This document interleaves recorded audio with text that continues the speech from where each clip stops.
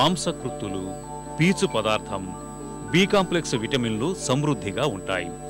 ఈ పోషకాలు శరీరానికి కావలసిన శక్తిని అందిస్తాయి. ప్రస్తుతం మనం ఆహారంగా తీసుకుంటున్న పాలిష్డ్ బియ్యంలో ఈ పోషకాలన్నీ నామమాత్రంగానే ఉంటాయి. ధాన్యాల్ని మరపట్టించినప్పుడు బియ్యపు గింజలపై ఉండే తవుడు, ఊకతో పాటు పోషక పదార్థాలు కలిగిన పలుచని పొర కూడా తొలగిపోతుంది. దీంతో ధాన్యంలో సహజంగా ఉండే ప్రధాన పోషకాలు చాలా వరకు బియ్యం నుంచి వేరవుతాయి. ప్రతి 100 గ్రాముల ముడి బియ్యంలోనూ 340 దాకా కిలో క్యాలరీస్ ఉంటాయి.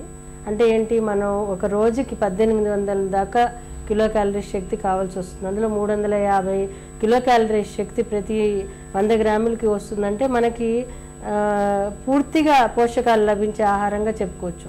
ఎందుకంటే మనం ప్రతిరోజు తినే ఆ యొక్క మూడు మార్లు తినే ఆహారం ఏదైతే ఉంటుందో దానికి 500 నుంచి 600 కిలో క్యాలరీస్ దాకా శక్తి వస్తే ఇందులో 40 నుంచి 49 కిలో క్యాలరీ శక్తి వరకు వస్తుందంటే అర్థం ఏంటంటే ఇందులో ఉండే పోషకాల ద్వారా మనకి శక్తి వస్తుంది. అలాగే ఈ యొక్క కార్బోహైడ్రేట్స్ ఏవైతే ఉంటాయి లిమిటెడ్గా మనకు అవసరానికి ఉపయోగపడుతున్నాయి.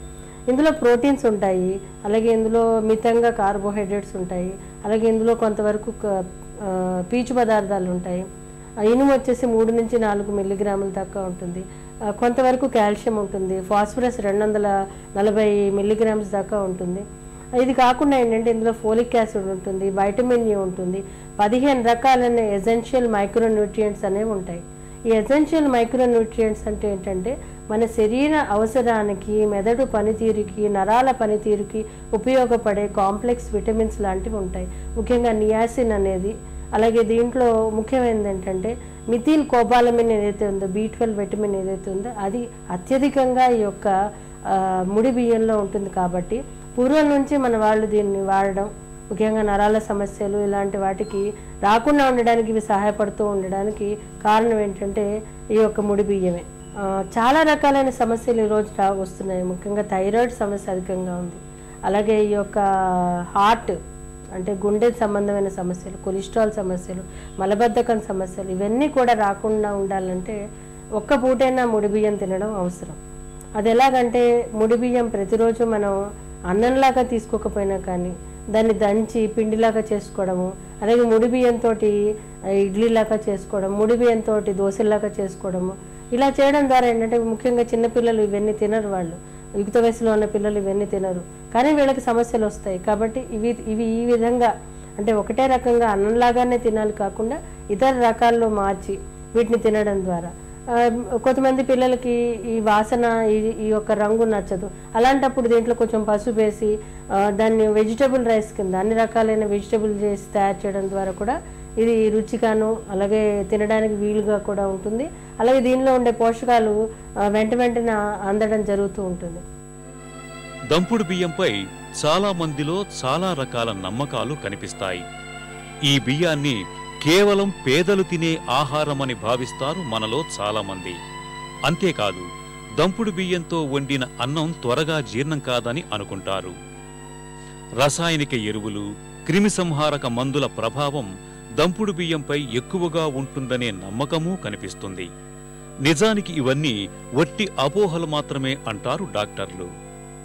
గుండె సమస్యలు ఉన్న వాళ్ళకి ఇది చాలా ఉపయోగపడుతుంది. అలాగే కొలెస్ట్రాల్ సమస్య ఉన్న వాళ్ళకి చాలా బాగా ఉపయోగపడుతుంది. ఎందుకంటే దీంట్లో ఉండే పొట్టు ఏదైతే ఉంటుందో ఆ పొట్టులో మ్యాంగనీస్, మెగ్నీషియము, అలాగే సెలీనియం అనేవి ఉంటాయి. కొంతవరకు క్రోమియం కూడా ఉంటుంది. సో అందువల్ల ఏమవుతుందంటే మన శరీరంలో కొవ్వు పదార్థాలు పేరుకోకుండా, అలాగే గ్లూకోజ్ మెటబాలిజం ఏదైతే ఉందో దానిని సక్రమంగా చేయడానికి ఇవి సహాయపడుతుంటాయి. అంటే ఏంటి, షుగర్ వ్యాధి ఉన్న వాళ్ళకి ఇది చాలా చక్కగా పనిచేస్తుంది.